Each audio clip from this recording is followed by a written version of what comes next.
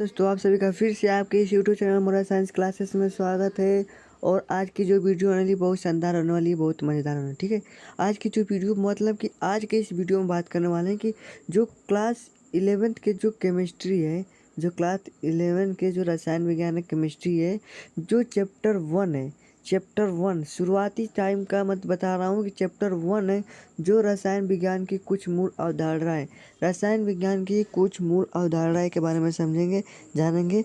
तो मतलब कि आप ये वीडियो को बिना स्किप किए बिना देखिएगा तभी आपको समझ में आएगा, बता दूँ। और आप जल्द से जल्द कॉफ़ी कलम पेन सब कुछ लेकर बैठ जाइए और यहाँ से आप एकदम पढ़ कर भी उठिएगा। चलिए ठीक है, आगे चलिए हम लोग करते हैं वीडियो को स्टार्ट। तो बता दें बच्चे और चैनल पर भी नए हैं उनके लिए कह दूँ कि जो चैनल पर नए हैं तो भाई चैनल को सब्सक्राइब कर दें और लाइक करके बेल आइकन को प्रेस कर लीजिएगा। ठीक है, तो यहाँ पर चलिए हम लोग करते हैं वीडियो को स्टार्ट। तो कह रहा है कि हम यहाँ पर कि रसायन विज्ञान का महत्व सबसे पहले समझेंगे। रसायन विज्ञान का महत्व के बारे में, जो रसायन विज्ञान का महत्व क्या है। ठीक है, रसायन विज्ञान का विकास कैसे हुआ, फिर महत्व के बारे में सब कुछ के बारे में समझेंगे। और ये मतलब कि आज आपको एकदम समझा दूंगा कि आपको याद हो जाएगा। ठीक है, तो देखिए यहाँ पर क्या हो रहा है, थ्योरी में क्या लिखे हैं कि ऐसा माना जाता है कि रसायन विज्ञान का विकास सर्वप्रथम मिस्र देश में हुआ। देखिए यहीं पर आपको ध्यान से एकदम पढ़ेंगे समझेंगे तो आपको समझ में आ जाएगा। ठीक है, तो यहाँ पर क्या रहा कि ऐसा माना जाता है कि जो रसायन विज्ञान का विकास हुआ ना, सर्वप्रथम कहाँ हुआ था, तो मिस्र देश में हुआ था। और प्राचीन काल में मिस्रवासी कांच, साबुन, रंग तथा अन्य रासायनिक पदार्थ बनाने की विधियाँ जानते थे। देखिए यहाँ पर ध्यान से सुनिए, जो क्या करा है कि प्राचीन काल में जो मिस्रवासी थे ना, वो कांच, साबुन, रंग मतलब कि अन्य रासायनिक जो पदार्थ थे उनको बनाने में उनके वो विधियाँ जानते थे कि कैसे रासायनिक पदार्थ बनता है। ठीक है, वो पहले मिस्रवासी सब कुछ पहले से जानते थे। तथा इस काल में मिस्र को कीमिया कहा जाता है। ध्यान से सुनिए, इस काल में क्या कहा जाता है, मिस्र को कीमिया कहा जाता है। मतलब कि जब उनको क्या कहा जाता है, हम लोग जो मिस्रवासी लोग थे उनको जो मिस्र में जो केमिस्ट्री को क्या कहते थे, कीमिया कहते थे। और कीमिया के नाम से ही आपको क्या पढ़ा, केमिस्ट्री। कीमिया के नाम से आपको क्या पढ़ा, केमिस्ट्री पढ़ा है। ठीक है, इतना आपको समझ में आ गया तो आगे देखते हैं हम लोग जो रसायन विज्ञान का महत्व। आगे हम लोग पढ़ेंगे रसायन विज्ञान का महत्व के बारे में। ठीक है, तो देखिए रसायन विज्ञान का जो महत्व क्या है, यहाँ पर समझेंगे हम लोग रसायन विज्ञान का महत्व के बारे में। और ये आप बड़ी ध्यान से देखिएगा, मतलब कि बहुत महत्वपूर्ण होने वाली है ये वीडियो। ठीक है, तो यहाँ पर देखिए रसायन विज्ञान के महत्व में क्या हम लोग यहाँ पर थ्योरी में लिखेंगे कि आज के समय में रसायन विज्ञान, ध्यान से मेरी बातों को सुनिएगा, आज के समय में रसायन विज्ञान एक ऐसी शाखा बन गई आई है जिसका मानव जीवन में उपयोग 80% से अधिक किया जाता है। भाई ये बात तो सही है, मतलब कि जो रसायन विज्ञान है जिसका जो मानव जीवन में कितना 80% से अधिक किया जाता है। मतलब कि आपका हर एक कार्य में क्या होता है, रसायन विज्ञान, रसायन का कार्य करते हैं आप, मतलब रसायन विज्ञान का कार्य करते हैं। आदि का अध्ययन किया जाता है ताकि मानव को और अधिक सरल सुविधापूर्वक बनाया जा सके। जो मानव के जो कार्य होता है उसको और से मतलब ज़्यादा से ज़्यादा अधिक से अधिक क्या सुविधाजनक, मतलब कि उसे आसान बनाया जा सकता है। रसायन विज्ञान को एक शाखा के रूप में स्थापित करने का श्रेय लेवासियो, रॉबर्ट बॉयल, जॉन डाल्टन आदि को है। यहाँ पर आपको पहले ध्यान से सुनिएगा, सब पहले डिलीट कर देते हैं। ठीक है, यहाँ पर देखिए जो रसायन विज्ञान का जो शाखा है उसको स्थापित करने का श्रेय किसको जाता है, देखिए ध्यान से सुनिए, लेवासियो, रॉबर्ट बॉयल, जॉन डाल्टन। ये जो तीन हैं, ये जो तीन मतलब महत्वपूर्ण है और इन्हीं को जो स्थापित रसायन विज्ञान का स्थापित करने का श्रेय जाता है। ठीक है, इतना आपको समझ में आ गया रसायन विज्ञान का महत्व के बारे में। आगे बढ़े, ठीक है आगे बढ़ते हैं। अब इसके आगे बढ़े में द्रव्य की प्रकृति के बारे में, द्रव्य की प्रकृति के बारे में। और द्रव्य की प्रकृति ध्यान से समझिएगा, जो द्रव्य की प्रकृति क्या है। ठीक है, वह वस्तु जिसका द्रव्यमान होता है और स्थान घेरती है द्रव्य कहलाती है। देखिए द्रव्य की प्रकृति समझ लेते हैं, ध्यान से सुनिएगा। ये वह वस्तु क्या कर रहा है कि वह वस्तु जिसका द्रव्यमान होता है, स्थान घेरती है, द्रव्य कहलाती है। हमारे आसपास के सभी वस्तुएं, हमारे आसपास के जो सभी वस्तुएं हैं, जैसे क्या है, जो हम आपको कापी है, जैसे कापी है, जो कापी क्या है, ये एक द्रव्यमान है। ये क्या करती है, ये एक स्थान घेरती है, इसका एक कोई वजन होता है। मतलब कि आपका पेंसिल है, आपका पेन है, ये सब क्या है, ये सब द्रव्यमान है। मतलब कि ये द्रव्य, द्रव्य मतलब पदार्थ होता है।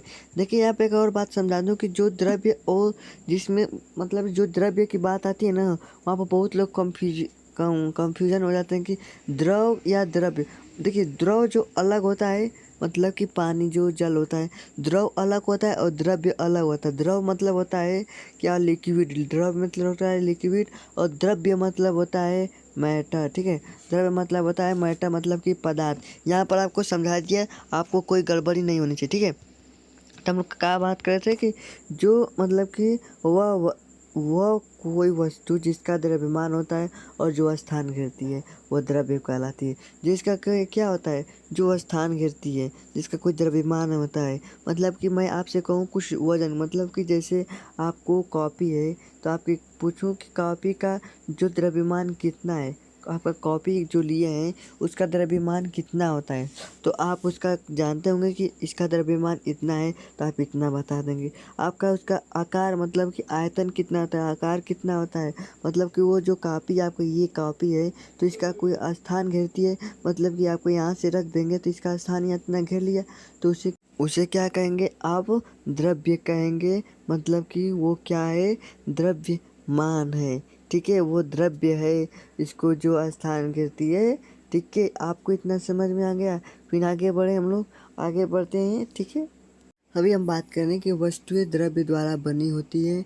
जैसे भी बात करें हम लोग, पुस्तक, पेंसिल, कलम, जल, वायु से, मतलब ये सभी क्या है, ये सभी द्रव्य हैं। ठीक है, आपको अभी मैं बताऊं कि जो क्या है, सब द्रव्य। जैसे कोई भी हो, कलम, पेंसिल, करें हम लोग, पुस्तक, पेंसिल, कलम, जल, वायु से, मतलब ये सभी क्या है, ये सभी द्रव्य हैं। ठीक है, आपको अभी मैं बताऊं कि जो क्या है, सब द्रव्य। जैसे कोई भी हो, कलम, पेंसिल।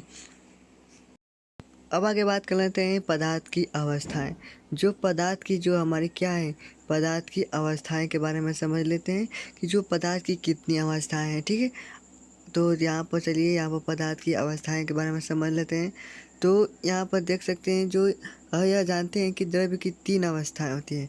अभी हम मतलब द्रव्य में बताए हैं कि जो पदार्थ होता है, पदार्थ को द्रव्य कहते हैं, मैटर कहते हैं, मतलब कि ये तीनों एक ही होता है। तो देखिए पदार्थ का क्या कहते हैं, मतलब कि हम जानते हैं कि पदार्थ की 3 भौतिक अवस्थाएं होती हैं।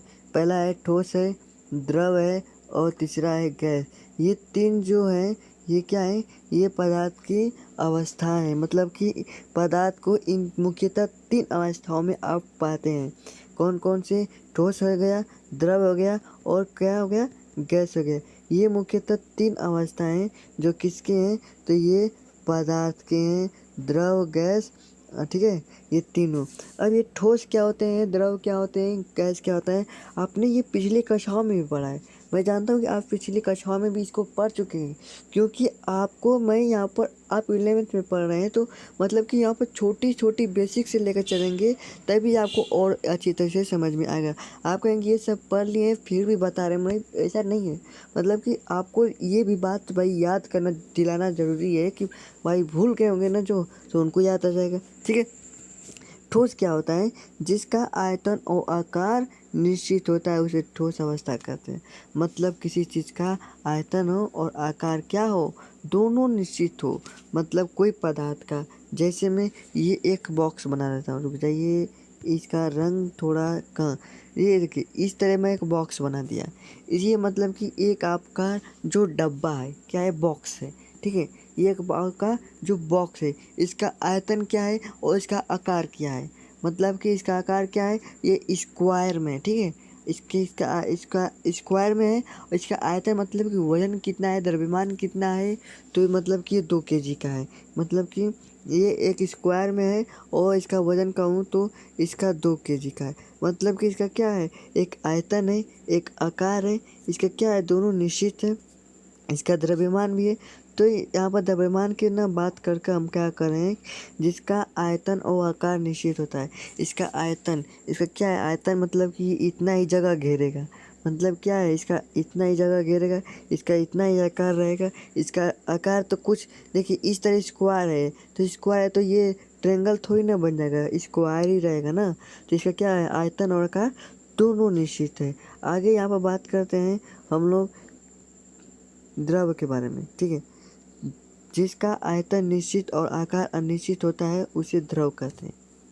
ध्यान से सुनिए, जिसका आयतन और आकार दोनों जिसका आयतन निश्चित होता है, आकार अनिश्चित होता है, मतलब उसे द्रव कहते हैं। जैसे आपका जल हो गया, आपका जो जल हो गया वो जल क्या है, मतलब कि उसका आयतन तो निश्चित होता है, उसका आकार अनिश्चित होता है। मतलब कि आप एक शंकु में भर दीजिए, इसको आप एक गिलास में भर दीजिए, और इसको गिलास में भरने के बाद क्या करिए, देखिए आपको सब कुछ, मतलब आप बस ध्यान से देखते रहिए। आप इसको एक गिलास में इस तरह, मतलब कि इस गिलास में भर दीजिए। गिलास में भरने के बाद कटोरे में उस पानी को क्या कर दीजिए, कटोरे में पलट कर दीजिए।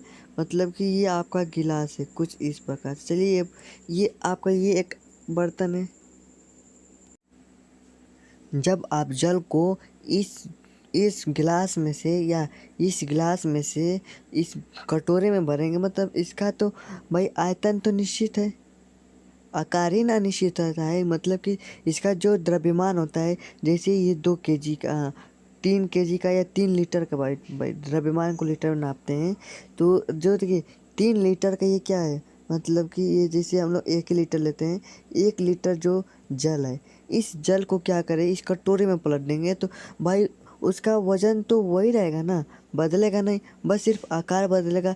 गिलास का आकार का था, गिलास का आकार का था, और वो क्या बन जा रहा है, कटोरे का आकार का। मतलब कि वो उसका क्या आ रहा है, आयतन निश्चित है, क्या आकार अनिश्चित हो रहा है। उसका आयतन निश्चित है, आकार क्या हो रहा है, अनिश्चित होता है। उसे क्या कहेंगे हम लोग, उसे क्या कहेंगे, द्रव्य कहेंगे, ठीक है। आगे बात करते हैं गैस के बारे में। जिसका आयतन और आकार अनिश्चित होता है उसे गैस अवस्था कहते हैं। यहाँ पर ध्यान से सोचिए, जिनका आयतन और आकार दोनों अनिश्चित होता है, न उसका आयतन होता है कोई, न उसका कोई आकार होता है, न उसका कोई आयतन होता है, न कोई आकार होता है। तो ध्यान से सुनिए, मतलब कि आप एक ये देखिए, आपको मतलब आसान से समझा, एक ये रूम है, ये क्या है, एक रूम है। इस रूम में क्या करिए आप, ये एक रूम है और एक ये बोतल है। इस बोतल में आपको क्या करना है, गैस भर देना है। इस बोतल में क्या करना है, गैस भर देना है, और इस गैस को क्या करिए, रूम में खोल दीजिए।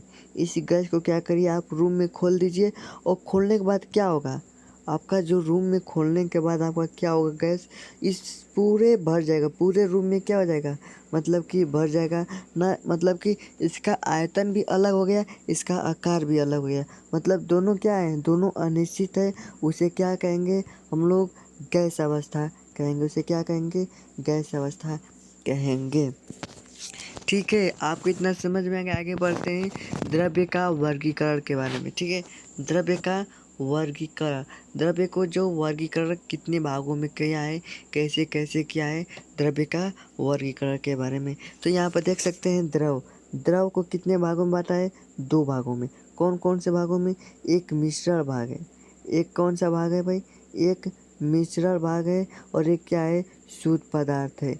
ये 2 भागों में बांट किया है। मतलब इसको कितने भागों में बांटा है, 2 भागों में बांटा है, किसको, द्रव्य को। और ये मिश्रण और शुद्ध पदार्थ को भी 2 भागों में बांटा गया है। मतलब कि एक समागी मिश्रण, एक विसमागी मिश्रण, और इसमें शुद्ध पदार्थ को एक तत्वों के, एक यौगिक, मतलब कि इनके भी भाग में बांटा गया है, ठीक है। इनके भी भागों में, कई भागों में विभाजित किया गया है। तो द्रव्य मतलब पदार्थ, मतलब द्रव्य मतलब मैटर, मतलब कि हम लोग समझते हैं पहले मिश्रण के बारे में। आगे बढ़ते हैं मिश्रण के बारे में, और इसको आप ध्यान से सुनिएगा, ठीक है। इसको आप क्या करिए, ध्यान से सुनिएगा मिश्रण के बारे में। तो मिश्रण के देखिए यहाँ क्या कह रहा है कि किसी मिश्रण में 2 या अधिक पदार्थों के कण किसी भी अनुपात में उपस्थित होते हैं, उन्हें मिश्रण कहते हैं।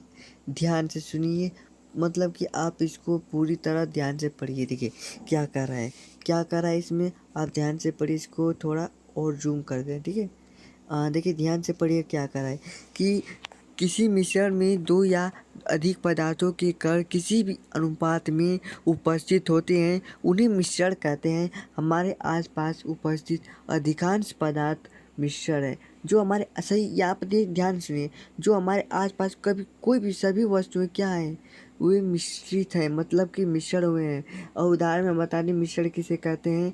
जल में चीनी का विलय, हवा, चाय। देखिए जल में चीनी का विलय, ध्यान से सुनिएगा, जल में चीनी का विलय कर रहा है, जल में चीनी का विलय कर रहा है। मैं कहूँ कि जब विलय क्या होता है, ये विलय क्या होता है सब बताऊंगा।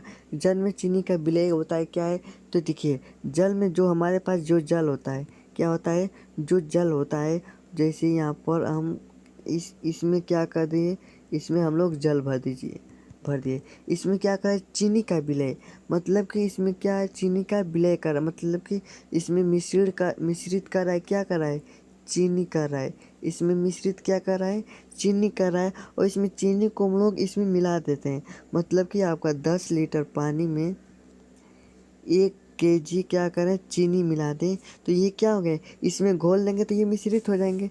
मतलब कि इसमें जो मिश्रण हो जाएंगे, मतलब कई दो, क्या यहीं पे आप पढ़े हैं कि दो या दो से अधिक पदार्थ के मिश्रण को क्या कहेंगे, मिश्रण कहेंगे। मतलब कि कण जब दो या दो से अधिक पदार्थ मिलेंगे वे मिश्रण हो जाएंगे।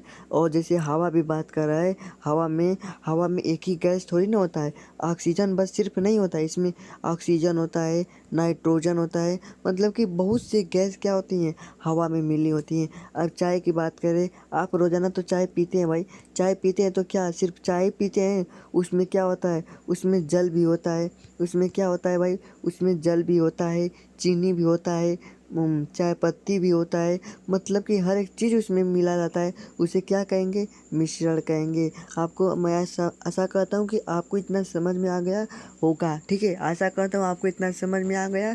सभी का स्क्रीनशॉट या पीडीएफ आपको लेना चाहते हैं तो मैं लिंक में दे दूँगा, वहाँ से आप पीडीएफ को डाउनलोड कर लीजिएगा, ठीक है। वहाँ से आप क्या करिएगा, पीडीएफ को डाउनलोड कर लीजिएगा, सब पीडीएफ आपको मिल जाएगा और घबराने वाली बात नहीं है, ठीक है। आपको इसकी स्क्रीनशॉट लेना चाहते हैं स्क्रीनशॉट भी ले लीजिएगा।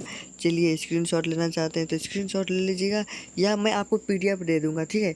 तो फिर मिलते हैं अगले वीडियो में, नेक्स्ट लेक्चर में आपको मिलूंगा इसी के आगे के बारे में, इसी की जो यहाँ से आप ख़त्म कर रहे हैं मिश्रण के बारे में, तो इसके आगे बारे में मिलेंगे। तो फिर मिलते हैं अगले वीडियो में। जय हिंद, जय भारत।